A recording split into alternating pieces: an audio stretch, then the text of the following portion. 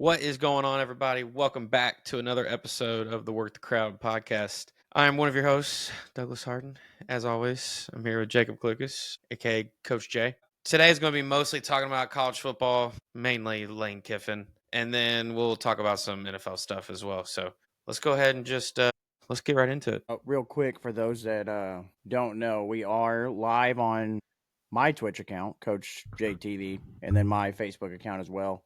Gonna be trying some new stuff out here, so see how this goes. So if you want to obviously listen live, these will also be posted obviously afterwards like they usually are. Yeah, we're gonna try out the live thing and see how it goes. Yeah, why not? So, but with that being said, again, so talked about how we're gonna talk about coaching like carousel in general. Yes, obviously Lane Kiffin being the main one. So, but let's start with we'll get to Lane Kiffin because like I said, we got plenty to talk about Lane Kiffin. So, a lot of coaching vacancies were taken this morning and kind of Thursday into Friday. So, here we go. Oklahoma State job was open. North Texas head coach Eric Morris taking that over. What a fantastic hire that was for Oklahoma State. For those of you that don't know who Eric Morris is very much so a QB whisperer. He was Patrick Mahomes' offensive coordinator at Texas Tech. He was hired on as the head coach at Incarnate Ward, where he found and developed future number 1 overall pick Cam Ward. Then took Cam Ward to Washington State, and while he was at Washington State with Cam Ward, found John Mateer, now the starting quarterback at Oklahoma, and then obviously took the head coaching job at North Texas. And if you don't know about North Texas this year, they have a freshman quarterback, who never in their life, well, I can't say never in their life, that never started a game his high school career. Hadn't started a game since 8th grade, I believe it was. That's football. because he was sitting behind Deuce Adams, who's Louisville's backup quarterback. Correct. So, sat behind Deuce Adams his entire high school career. Yeah, some of it. Hadn't started a game throughout high school. Walks on at North Texas. Wins the starting job. It is now, I can't confirm. I don't know if he's number 1. He was number 1 at one point, but was one of the top passing leaders in the NCAA. And is sure to be, I'm gonna probably assume he's gonna enter the portal and is probably gonna head to Oklahoma State with his coach. And Oklahoma State's gonna be, if that's true, if that ends up happening and he does do that, Oklahoma State right off the bat is gonna be a force in the Big 12 next year. So they got a good one in Eric Morris. Next, Stanford. We got Tavita Pritchard, who was the quarterback's coach for the Washington Commanders. He is heading to go coach the Stanford Cardinal. So there's that. This morning, we were informed John Summerall of Tulane is heading to Florida. I know Florida obviously was in the Lane Kiffin hunt as well. Not sure. I'm very confident myself to say that I think Summerall will do a great job. But I know a lot of Florida fans, specifically our friend Matt's already saying, I don't know, this could be another Billy Napier situation. You know, I know a lot of Florida fans wanted a big name. They wanted an actual proven name. So Auburn hired Alex Golish from South Florida, who was also going to be in the running for the potential Florida job. I think Auburn really wanted Summerall, but obviously Summerall took the Florida job. So I think they went with their next candidate, which was Alex Golish. Michigan State probably made the quickest firing and then hiring right away. This morning, I got rid of their head coach and literally 2 hours later announced that Pat Fitzgerald is their next head football coach. So that job opening didn't last long. Ryan Silverfield, of Memphis is the new head coach of Arkansas. Jim Mora left UConn to go coach Colorado State. And then obviously James Franklin is heading to Virginia Tech. So now the jobs that are left open, you have Penn State still open. And you have to kind of start to wonder to yourself, all these jobs taken up, their Penn State's taking so long to decide. All these other coaches taking jobs. What does this leave with Penn State?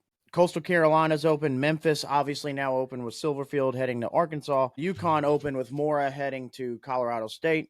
You've got South Florida open with Alex Golish heading to Auburn. North Texas with Eric Morris heading to Oklahoma State. And then you have Cal fired their coach, so they are looking for a new head coach. UCLA still looking for a coach. Oregon State looking for a coach. And UAB, who fired Trent Dilfer earlier this year, is looking for a head coach. And unfortunately, the team that's not looking for a new head coach, Doug, is the Kentucky Wildcats. Not yet.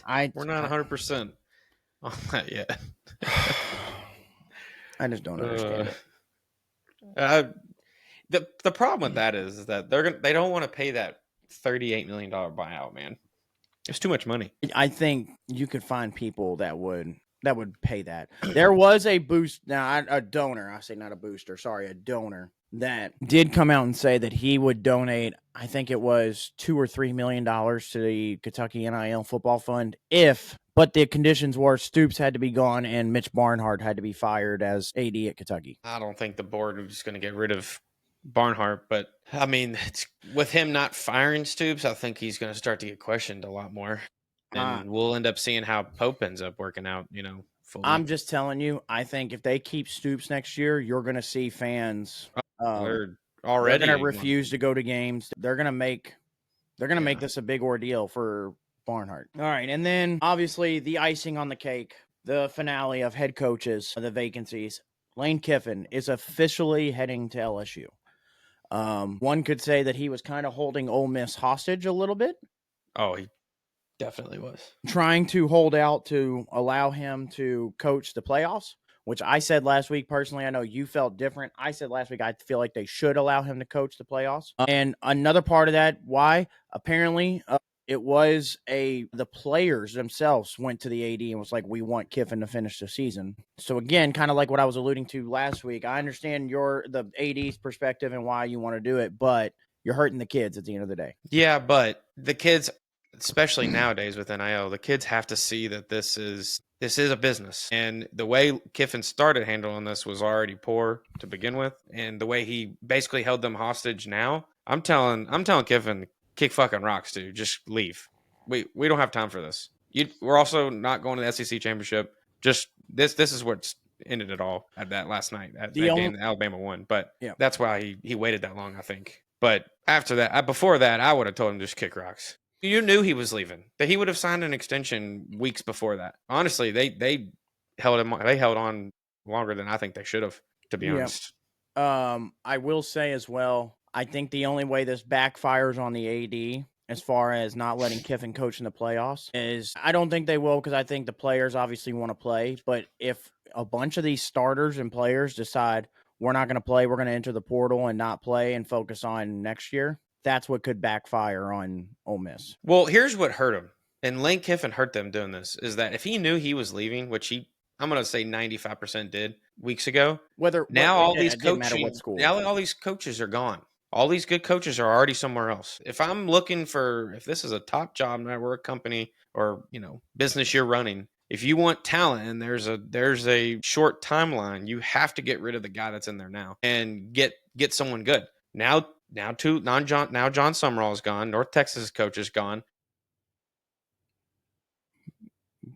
Golish is gone. James Franklin's already, he's been gone. So it's like, it's now they're kind of screwed. Now they're maybe resetting who they think could be the head coach. Now, I don't know. Maybe defensive coordinator comes in there and does halfway decent. Maybe they think about hiring him. I don't know. That's kind of why I didn't put him on that list, because I saw a thing that said that they were naming Pete Golding, who's the defensive coordinator, as permanent coach. Now, I don't know. Are they truly just saying F it and just making that their football coach going forward? Or is that just going to be an interim situation? Because they didn't use the term interim when they announced it. They used the term permanent. Yeah, I don't know. So Lane's taking most of his offensive staff, right? Yes, Charlie Weis Jr., who's his offensive coordinator, is heading to LSU with him. Yeah, I mean, I get why, and that was probably Ole Miss's only option, was to promote the DC because the kids know him. But I don't know. Maybe Ole Miss comes out and they win. They do well in the playoffs, and then I don't know. We'll see. I don't know. But Kiffin screwed them either way. He started all this. But the greatest thing of all this is LSU goes to Ole Miss next year. That's fantastic. I can't wait to see what that game. I almost feel like no matter what Ole Miss looks like going into that game, no matter what LSU looks like going into that game, College Game Day almost has to go just to be there. They should. We'll see. But yes, so a lot of head coaching vacancies. Obviously, the biggest one, Lane Kiffin. So yeah, also going back to Summerall, allegedly is reported that before Summerall accepted the Florida job, he did call Mitch Barnhart at Kentucky asking, hey, is this job going to be opening up? Or is it at least in thought or anything? And Barnhart's response was no. So, which is why I'm kind of alluding to earlier about the one job that's not open just yet. Again, that's not confirmed yet or not, but allegedly Summerall did call, because I've been telling y'all Summerall wants the Kentucky job, and for whatever reason, we just keep allowing mediocrity and not moving forward. Well, and I saw that Florida's paying him $7.5 million a year. I mean, you probably could have got him cheaper than that. That's if that's true, that's a problem with the AD. That's loyalty to a fault, in my opinion. Oh yeah. Well, and here's my thing with Barnhart. I've never been a big fan of Barnhart to begin with, because in this, you can't have somebody kind of like, with the, our longest problem with the Colts with Irsay and then GMs about being cheap. In this era of NIL, you can't be a cheapskate. You have to be like if the money is there to spend, you have to be willing to spend it. And I'm telling you that you're doing by keeping Stoops here. I get it. The buyout is huge. I understand it. But by keeping Stoops here, you're going to lose more money than just paying out that buyout. Yeah. Overall, probably, if you keep him. I mean, I can't imagine with no Vince Morrow doing recruiting for Stoops anymore because he's at Louisville. All these, the fans not wanting Stoops. These players know the fans don't want Stoops. Who knows how the players feel about Stoops? I can't imagine. I can only imagine that next year is worse. Yeah, and it doesn't. Yeah, it doesn't get any easier for Stoops because SEC is so loaded. It's not. I mean, every year you're looking at a 5, maybe 6 win season. I mean, yeah, and you have to imagine, like, you look at Auburn, you would have to almost assume is going to be at least a little bit better next year with Golish there. Right. You have to assume, obviously, Florida is going to be better now with Summerall. LSU, obviously, potentially being back with Lane Kiffin. Like, it just got way worse in the SEC than what it already was, potentially. Yeah, maybe they do. Maybe they keep him one more year and then they get rid of him. I don't know. I don't know what Barnhart has to just be thinking in his head. He's trying to save money and but he needs to come out and say something, right?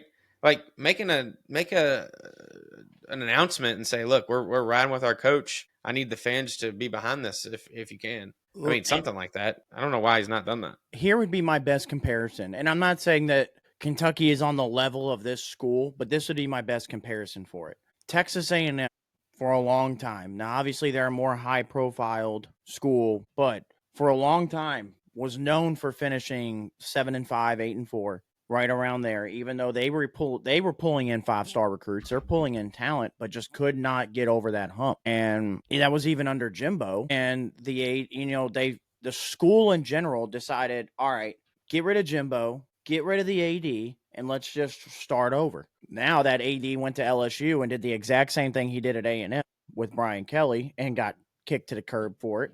And now look at A&M, hired a brand new coach. And now they're 11-1 and, going to make the playoff, probably potentially going to host a home playoff game. Potentially, I don't know, maybe a bye, potentially based off how these games go. Maybe they still get a bye. And they have a new AD and there's new life in the program.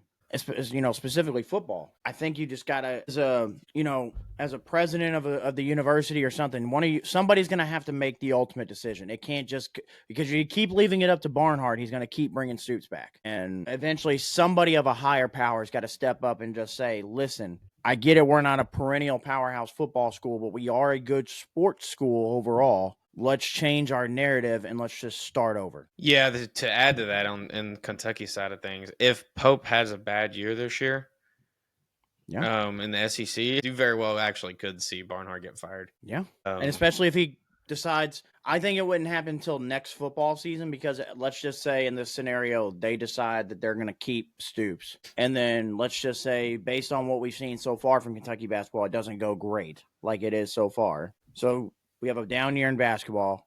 You decide to bring Stoops back. Let's just say Kentucky finishes 4-8 next year. I don't even think he'd make it through the whole football season before somebody would just say, yeah, you got to go. Yeah, they'd fire Stoops and they'd fire Barnhart probably both at the same time.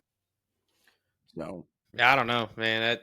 I feel bad for Kentucky right now, especially in football, but I was not upset to see that we won. Well, no, and that's the thing is I got the exact scenario that I wanted with that. Yeah, I think a lot of fans did. Really? Like, I couldn't have asked for a better outcome than what happened for the Louisville game. And now all that just to still bring him back no matter what is just killer. I mean, he hasn't formerly said anything about that. But I mean, he needs to come out and say something. Like, I don't know why they're not making him. Like, if I'm part of the board, I'm like, you need to go out and make an announcement saying, hey, we're back in Stoops. Let's, I need some fan support here. This is what we decided, at least for, another year or something. But Yeah. I haven't seen any of that yet. Yeah, I'm not really sure. I don't even know if Mitch Barnhart knows what he wants to do. That's the problem. He probably doesn't. I think if the buyout was smaller, there was no question. He's gone. But now they have to find the money somewhere to pay him and try and pay a new coach coming in, which is tough. Again, I understand that. I heard that you have to have. Well, I think it's a lot of coaches in schools do the contracts different where you can pay the buyout over so many years. But what I was seeing was that they owe like a very high percentage of his like within 30 days. So that would be my thing as a president. Like if you decide as the president of the University of Kentucky, I'm looking at Barnhart if you decide to bring him back. And I'm not even just saying it's your decision to bring him back. I'm looking at him going, what were you doing giving him this contract? Yeah. Like what has he – I get it. He did do a lot of good things for Kentucky, but what, 2 10-win seasons in his tenure? That was enough to give him the contract that you gave him? $9 million a year? Yeah, like – plus that buyout. It's not like, if Kentucky had made the SEC championship game or something when they did that, sure, I'd understand that contract because, hey, you did something that nobody would have ever expected. But you didn't. Yeah. You didn't even make a New Year's Six bowl the 2 years that you won 10 games. So I can't justify giving you that big of a contract along with that big of a buyout potentially. Yeah.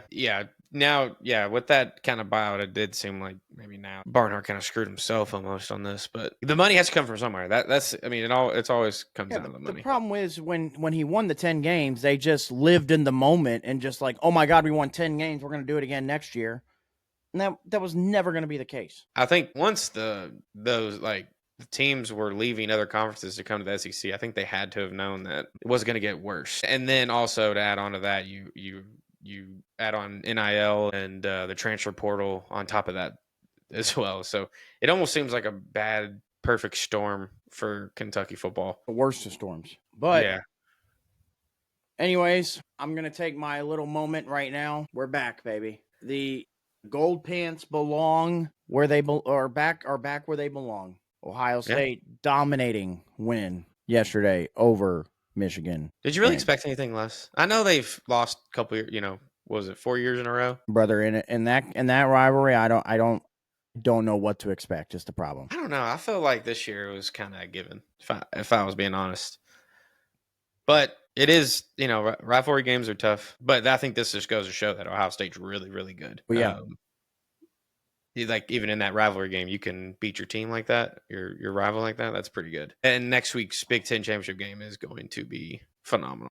Yeah, potential game of the year, but we will see. Now, in that game yesterday, now obviously we started off down 6-0, largest deficit we had seen all year. Started first drive with Julian saying with throwing a pick, and it kind of had everybody feeling, oh my God, here we go again. Like even Scotty wrote in our chat and was like, Ryan Day just can't figure it out. Like, and saying through that pick, and then from that point on, he kind of coasted through the rest of that game. So in the first half of that game, Michigan had 139 yards of total offense in the first half.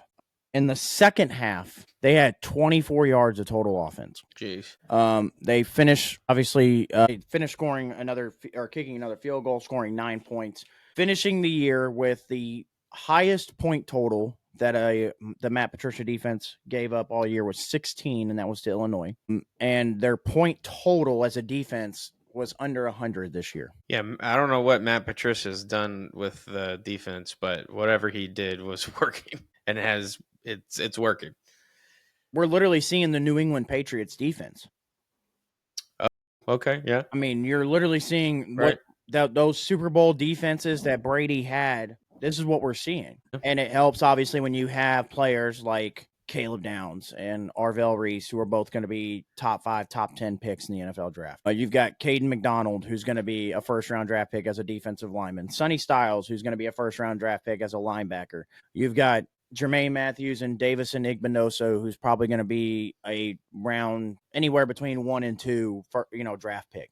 When you got these kind of guys, it helps. But these are the same. Last year's defense was also very good, but they weren't this level good. And it's not really being talked about either as a whole lot. This has to go down. Now, obviously, we'll see how it pans out for the conference championship and the playoffs and how they finish. But if they finish the way we kind of expect it to go, which ends up with them continuing what they're doing and, potentially winning a national championship for back-to-back years, but this year specifically, this has to go down as one of the best defenses in college history. Oof, that's big. You go back and you look at it. I mean, they're if you go back and look at their stats, they're up there with I believe it was 2011 Bama is widely considered one of the best defenses in college football history, which is true. But they're right there, neck and neck with them. I think it's 2022 or 2023 Georgia, and teams like that. I mean, I'm not saying that they will be the best defense ever, but they've got to be in that conversation if they continue this pace, especially if they go through the playoffs and nobody scores over 16 from the conference championship through the playoffs. You have to have that discussion. No way that happens. I don't know. I don't think it will. I think the best chance anybody has to put up over 20, I would say, is Indiana. Yeah, I think we'll break that mark. But outside of that, I have not seen an offense in college football so far outside of Indiana that I think could give Ohio State's defense fits like that. Yeah, I don't know. Here's the thing. You can't run on them. You can't run the ball. Now, some teams have had success running. Why I don't understand Michigan didn't do it more, because when they were running in the first half, they were running the ball on outside zone plays, stretching the defense, stretch plays, and then they stopped. They started running inside. You can't run the ball inside on this defense. Not with Caden McDonald in the middle, Caleb Downs playing in the box, Arvell Reese in the box, Sonny Styles in the box. You can't run the ball in the middle. Now, you have more you can't really run the ball a whole lot on them to begin with, but you have more success on the outside. But I think the key to any team having any kind of success against Ohio State's defense is you got to have receivers, and not just one. You got to have a group of receivers that can, create space, can get in openings, can make catches. And that's Indiana's got them. I just don't see another team in the country that has that. So yeah, I don't know. We'll see when we get to the playoffs, though. That all bets are off. But Ryan Day exercised his demons. Yeah, he did. And got over the hump. Now, he won the national title last year, which everybody said he exercised his demons by doing that. But no, we had to get over this Michigan hump, which we did. And we are on to the Big Ten championship, which, speaking of conference championships, here we go. So, ACC championship, you got Virginia and Duke, the most unlikely of conference championship games that we foresaw. I will say this. I would not be shocked to see the ACC come out and change their tiebreaker rules after this year. Oh, yeah, possible. To not allow a 7-5 Duke to be in the conference championship. I mean, the conference was just bad this year, man. It was, but I almost think your overall record has to be part of the tiebreaker. I'm not saying the deciding factor. It's got to be part of it, though. If you've got many it part teams, of other conference tiebreakers? I'm not sure without looking deep into it. But if I got whatever what was it, 6-2 Duke finished in the ACC, tied with all those teams in Miami, you're telling me I have to now watch Duke playing the conference champion. Now, granted, I'm wanting to watch Duke because I want this chaos to happen. I want Duke to win the ACC championship so badly, and I want to see what the committee's going to do, because they're probably going to put in Miami, but I can already see the backlash of Miami representing the ACC and not winning the ACC title. But I want that chaos. But from the normal perspective of not wanting to see chaos, I should not be forced to see 7-5 Duke instead of 10-2 Miami in the conference championship game just because of all these different tiebreaker rules. So I wouldn't be shocked to see if they came up with something to change that. I don't know how or what rule they could implement to change that, but I wouldn't be shocked to see it. I think, and also part of that will also be the ACC's got to try anything at this point to try to help better teams or whatever the case may be make the conference championships. Yeah, well, that might not matter if the playoff committee changes their rulings too. So if we don't get an automatic bid, if there's no automatic bids going forward, then it won't matter anyways. Virginia's opened up as a 2.5 point favorite in that game. I wouldn't be shocked if Duke wins that. Virginia struggled. But earlier this year when Duke and Virginia did play against each other. Virginia kind of handled them easily. Well, that's if I remember. without. I remember. They won 34-17. You play team twice though. You get to know them. True. Big Ten championship. We just talked about Ohio State, Indiana. Ohio State's opened up as 5.5-point favorites. I'm gonna take Ohio State on the spread and hammer it. But Big 12 championship, you got Texas Tech, BYU, a rematch from earlier this year. Texas Tech 12.5-point favorites. BYU's got the potential here to wreck a lot of teams' playoffs hope if they manage to pull out this win. A lot. Yep. Because I'd have to imagine no matter what, if Texas Tech loses, they're still in no matter what. But BYU wins, it could ruin teams like Miami. It could ruin potentially Alabama if they lose the SEC championship game. And then speaking of that SEC title game, Alabama, Georgia. Georgia's opened up as 1.5-point favorites in this game. As we know, Kirby Smart's troubles with Alabama, though. Yep. It should be a doozy, too. I think an underrated game that we're going to get Friday night is the American Athletic Conference Championship. North Texas and Tulane. And listen, all bets are off with that one because I'm pretty sure both coaches are going to coach through the playoffs, I believe I saw. Yeah. So Morris will finish off with North Texas. Summerall will finish off with Tulane. But if one doesn't perform versus the other, you can't use my coach isn't focusing on the game. He's focused on his new school because both guys are on to new schools. So North Texas, 2.5-point favorites in that game, by the way. And then lastly, the only other conference championship that could have playoff implications, depending on how the ACC championship game works out, is James Madison and Troy. James Madison, 21.5-point favorites. James Madison probably going to win that. But the reason I say that, because, again, as we talked about, the automatic bids are the 5 highest conference championship seedings. And if Duke manages to win the ACC, James Madison, technically, as long as the rankings stay put, would be ranked above Duke, which means you would see 2 non-Power 5 schools make the playoffs. That's why you want the chaos. I want to see it because I know by doing that, I don't blame you. one of 2 schools is going to get left out. It's either going to be Alabama or it's going to be Miami. And it's going to create such havoc to listen to either Miami fans or Alabama fans complain about another group of 5 school making it over them, even though rules are rules. 5 auto bids go to the conference champions. We'll end up being a 60-team playoff. I'm telling you right now, 2 non-power. Duke wins this ACC title game, and James Madison and the winner of Tulane or North Texas make the conference or make the playoff. You will see next year 16-team playoff implemented immediately. You think? Yes. Because they're going to put that in there immediately. That'll be their, okay, well, if this were to happen again, we have 4 extra seeds for these schools to make it. If you do that, there's no way you can do the automatic bids either. I think you have to do 16 best teams. I agree. I don't think you should do auto bids anyway, because if you win your conference championship, if you're one of the top schools, you're making it anyway. So that part doesn't matter. But I think they would do the 15 best teams, and I think because of this, they're still going to keep the 1 non-Power 5 if they did that, just to keep that group happy. So which basically it'll be top 14 because Notre Dame's going to automatically make it anyway, pretty much. So I think that now they'll never do it, but that's the ACC's way out of hell. Is they got to figure out how to get Notre Dame in the ACC in football. Yeah, with James Franklin coming in there, Virginia Tech's going to be good in a few years. We're close to being, not a laughing stock of college football. Because I don't see Clemson being up bad, for years. I think Dabo's going to figure it out. Louisville's right there. I mean, you're talking a few games away from being, a 10-win season. And Virginia's already, pretty decent. And then Miami's already been pretty good. And then if you could add Notre Dame, that'd be awesome. I mean, but I don't know if Notre Dame, I don't know why they would even do that. No, they won't, because it benefits them being an independent. They have their own TV contracts. They have now with college football, they still have, if it's a non-Power 5, they still have their own bid pretty much if they're halfway decent. They win 10 games, they're automatically in, basically. I mean, hell, maybe 9. Never know. So real quick, we'll kind of run through these for predictions real quick. James Madison, Troy. I'm going with James Madison. Yeah. I would assume you're going same. North Texas and Tulane, AAC. Again, this could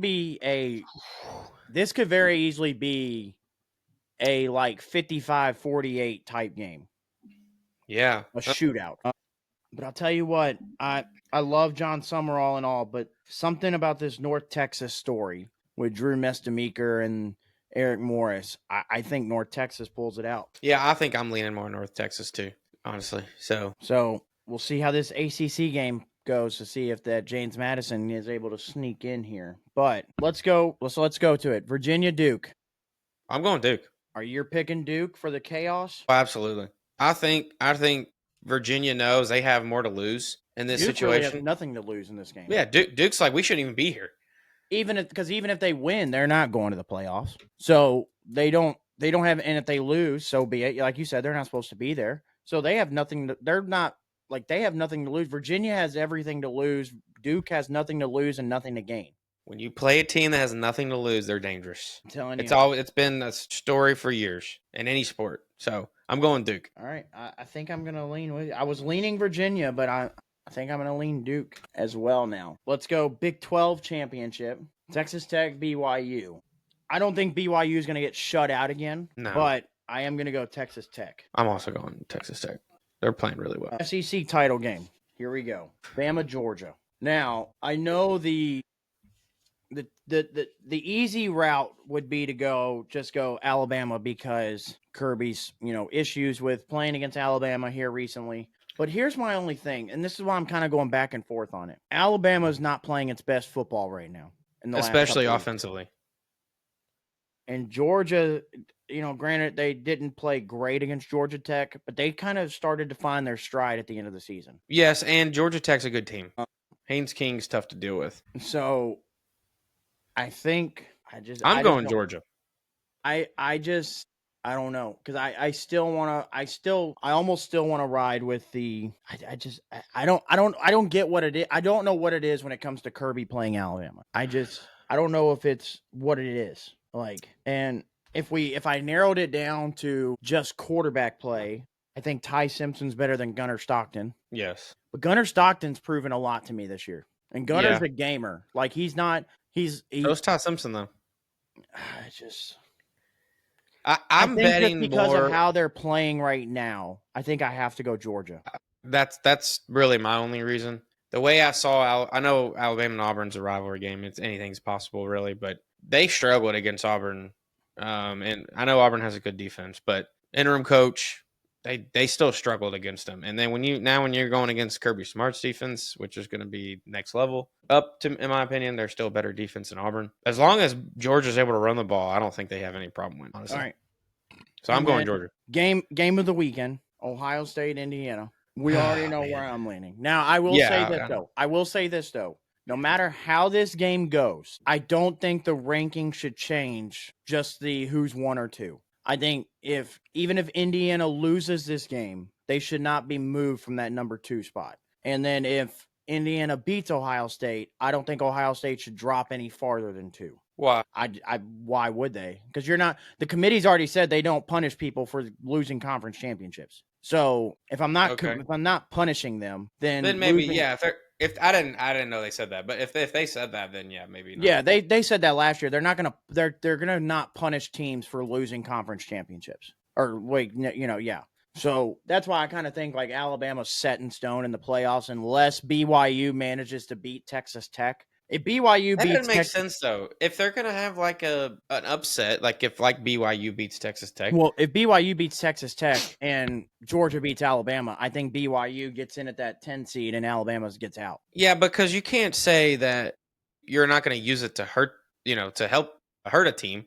If they lose, they're not going to hold it against them. But you can't say it's the opposite and say, well, BYU won, so we're going to use that to help them in. But if I don't get that. I want to know what happens. See, this is where it gets iffy, because if BYU and Bama both win, who gets left out? Because somebody's got to come out. I would say BYU. Bama gets in. No, they have to. They're one of the 5 highest ranking conference champions. They'd have to get in. Oh shit! Then that's what I'm saying. Yeah, this is why I think that's the only. Stupid. I think that's the only world where Notre Dame doesn't make it is if BYU and Bama both win their conference. Bama beats Georgia. BYU beats Texas Tech. Currently, Notre Dame is sitting at and then obviously these rankings aren't up to date. They're, from last week. But Notre Dame's sitting at 9, Alabama at 10, and then BYU at 11. I think Notre Dame would have to come out because at that point I'm going, these two won their conference. If I'm not putting Miami in, I can't put you in because you didn't win the head-to-head. I think that eliminates Notre Dame. Man, that's possible. And God, this is going to be the hardest year for the committee ever. It has to be. Now, if I think what's going to be really tricky is if Virginia wins the ACC, which they're going to get in because they'll be one of the 5 highest ranked conference champions. So they'll get in at that 11 seed because that 12 seed is going to be for whoever the non-Power 5 is. So if Virginia wins, they'd be at that 11. With that 10 seed, if they're not punishing people for conference champions and Georgia beats Bama, that conversation of Miami and Alabama right there is going to come up. And I would almost be willing to bet they take Alabama out and put Miami in just because they would justify they would have to be able to justify leaving Notre Dame in. So I think really on Alabama, they have to win this conference championship, or else I think there's a very good possibility that regardless of we're not going to hold it against you or not, they're going to get left out. Yeah, I'm not saying that's 100% true what they're saying about the conference championship, to be honest. But yeah, this is going to be so interesting. As far as Big Ten goes, though, I know you're going to Ohio State. I'll tell you what, something in my gut tells me that Indiana's going to pull this out. And the only reason I say that is because I think the way Mendoza is in clutch situations, and Ohio State hasn't been in these situations really all year. If they find themselves in a bigger hole, I mean, they weren't really in a hole against Michigan. They found themselves in a hole. We don't know what they're like playing like that. So I think that could get interesting. But my logical brain says I'm going to pick Ohio State in the game because they look very, very good, and that defense is insane. And that would be my only, as in the non-biased possible way I can. Granted, yes, Ohio State hasn't played an offense like Indiana, but Indiana has not played any kind of caliber of defense to what Ohio State is capable of doing. Well, no one will. I think it's the best defense in the country. I don't think that's. I mean, I get what you're saying, but I don't think that's a fair point. I think it's more. You're going to have 2 really good teams. If Ohio State gets down early, what can they do to come back? We don't know what it's like, what they're capable of that piece yet. When you've beat teams like that bad all year and you don't let them score, all bets are off. But yeah, but I don't know. I will say, typically in football, when you have good offense versus good defense usually prevails. Yes, I agree. It depends on the game plan, though. If the offensive coordinator on the other side, or whoever's calling plays over there for Cignetti, has a good game plan and they know it ends up working out. Because you also have to have who's your playmakers too. Your players still have to go out there and make plays. Indiana has some playmakers, especially a receiver. But yeah, I don't know. I'm very excited to watch that game, though. I'll also be very interested to see what happens because Indiana's kind of been able to be a balanced offense. So if Ohio State's able to take the run game out, what does a one-dimensional Indiana offense look like? I will say, you put ball in Mendoza's hands. We're going to find out this game, and we're going to get into this next. This game is going to decide, obviously, who the number 1 seed is in the playoffs. I would almost be willing to bet it's going to decide the Heisman. Okay. The Heisman this weekend. And this is going to decide, I think this is for a lot of NFL scouts, this is going to decide whether Fernando Mendoza is the real deal going into the NFL, because this is going to be his first NFL caliber defense going up against. So okay, yeah. It's going to be a lot of good things. Could be a lot of good things that come out of this. Yeah. So yeah, I'm looking forward to it. I'm riding with Ohio State, and if our projections are right, as soon as I can get this, here we go. If our projections are right, I think this is how the playoff field will look. I think you'll see, like I said, Ohio, if everything goes as planned, as like we just projected, I think you'll see Ohio State 1, Indiana 2, Georgia sitting at 3, winner of the SEC, Texas Tech at 4. Because I think A&M gets dropped to 5 in this new ranking. And I think with all these teams essentially winning, if they're not going to punish Indiana that much, Texas A&M stays at 5, which then they'll match up with number 12, North Texas. At 6, you'd have Oregon matched up with Miami. What a matchup that would be, as Mario Cristobal having to go back to Oregon. Because I think with BYU losing, that knocks him out. I think Alabama stays put at 10. That puts Miami in there at 11, I think. So, and then we have Duke winning. Well, I guess no, because this would have to be if Virginia loses like we think. Let me take that back. This would have to go. I think you go Notre Dame gets out, right? Well, Notre Dame would still be in. This would have to go. This would be North Texas. Be what, Tulane? And this would be James Madison. No, Tulane plays North Texas. Yeah. Yeah.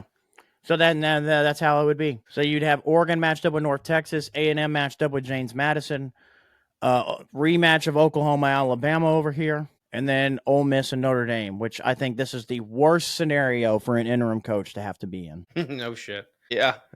Yeah, there's still a lot in motion here. So yeah, and this is obviously this is just all based off projection. If what we predicted is ends up coming true, but yeah, this is going to be chaos come next Sunday when the playoff is announced. But yes, we spoke on the Heisman. Doug, I'm gonna pull up some numbers because I think typically there's 3 players that get invited to New York, depending on the year. On a normal year where it's kind of where there hasn't been a bunch, it's usually 3. Sometimes there's 4. I think there's potentially 4 deserving, but these would be the 3 that I would say that I would send. Hello, there we go. That I would send to New York that deserved to be at the Heisman. And that's Julian Sayin, Fernando Mendoza, and Jeremiah Love of Notre Dame. Now, the one that I think is the outlier that is Diego Pavia. I think he will get invited, but I think these 3 are truly because again, I think the Big Ten championship comes down to who wins the Heisman. Whoever has the better game and who wins is probably going to win the Heisman. So, I mean, like you look, Julian Sayin, I get with saying a better completion percentage and more yards than Mendoza, but I get more touchdowns with Mendoza, same amount of interceptions, essentially same passer rating, and just more rushing out of Mendoza than Sayin. Yeah, and 6 rushing TDs too. Yeah, that's what I was saying. When I said more touchdowns, I meant like more total touchdowns. Total. Yeah. With Jeremiah Love, listen, I would, because of the whole year that ends in 5, a running back always wins it, I'd be willing to and especially since the Notre Dame's comeback this year has been essentially on the defense and then Jeremiah Love's shoulders. I'd be willing to say he deserves the Heisman, but I can't in good faith. If Ashton Genty last year did not win the Heisman, I can't just say Jeremiah Love should win the Heisman. That's where I stand. If Genty couldn't win it last year, I can't say Jeremiah Love can win it. Yeah. I mean, I'm one of those guys that thinks Pavia should be in that. I think he should be in that 3, to be honest. But I get why Jeremiah Love's in there. He's insane. But yeah, I don't know. But I think you're right. I think this boils down to Julian Sayin and Francisco Mendoza. We'll see. But yeah, and really, the Heisman hasn't been talked about because if we're going to be real, this has kind of been the most boring, lackluster Heisman race that, since, I don't know what. I think Scotty in our chat the other day said Mark Ingram. I mean, that's probably about the furthest back I can go where I can go. I didn't really care or really know who's in the race for the Heisman. Yeah. But yeah, I mean, this weekend is going to be, with all the playoff games, all the playoff implications, it's going to be an insane games. And then, yeah, I think, like we said, the Heisman eventually comes down to who wins this weekend and just who puts together a better game. Yep. So, but I guess we'll wrap up here with NFL real quick. Really, the only news in the NFL, we have NFL games obviously going on right now. 1:00 games already ended. I don't know what the NFL has against the Indianapolis Colts, but we got kind of hosed today by referees. Again. I just don't understand if anybody watched that game. One, how you call that extra point good, because he missed that. That clearly was on the other side of the top corner. They said it was not reviewable because it was above the that doesn't make sense. Field goal post. And then 2, play clock. Which is a dumb rule. Hello. Play clock's at 0. And he snaps the ball 1 to 2 seconds after the play clock's on 0. And then the bogus PI call right after that just handed them an extra 15, 20 yards. Yeah. But anyways, the biggest kind of news that came out of this week in football was the Colts side of things. Daniel Jones is playing with a fractured fibula. And clearly kind of today, as you can see, it does kind of hinder the Colts offense because some of what we do does involve Daniel Jones being able to run the ball. And you can tell he is not comfortable running the ball. Even just moving in the pocket, he felt like it looked like he was kind of slow and didn't want to do it. Yeah. So, I mean, I'm kind of worried for the rest of the year because, if it's already fractured, all it's going to take is one hit. Yeah. Yeah, and then we're looking at Riley Leonard So, coming in, which will run the ball a lot. yeah, because we got a fullback playing quarterbacks. Yeah, I'm a little concerned too. Yeah, a couple hits he took today made me nervous. But, you give credit. I mean, Houston has a really good defense, though. But Statistically best in the NFL. Yeah, overall, yes. But we were the top scoring offense. So they took Jonathan Taylor out of the game again.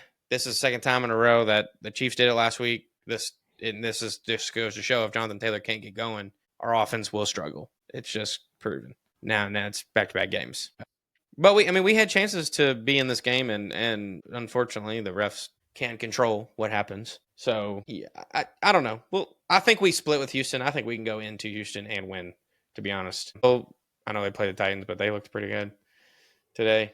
I think there's a real possibility we beat them twice, and obviously we'll beat Tennessee again. I got to get over that. Can't win in Jacksonville. Can't win in Jacksonville though. Yeah, but yeah. Yeah. So again, a lot of good college games coming up this weekend. Obviously, a lot of college basketball that we've talked about before. This is kind of the best time of the year. It is, yeah. You've got everything going on all at one time. So a lot of good college basketball going on as we get into last month where we're getting into the last little bit of non-conference play. We start to enter conference play. Yeah. So really great time of the year for us. Yeah. I guess that does it for us, right? No more topics. So if you guys like this, like, comment, subscribe, all the social media things. Yep. And if you all like the live idea, please let us know. We're going to try to do this on more. Kind of did this last second, so we didn't get it on all social platforms that we wanted to. So yeah, we'll work on getting this on more social platforms. We'll do the lives, and then again, we'll still be posting the actual episodes still on our YouTube and Spotify. So, all right, guys. Well, we'll see you in the next one.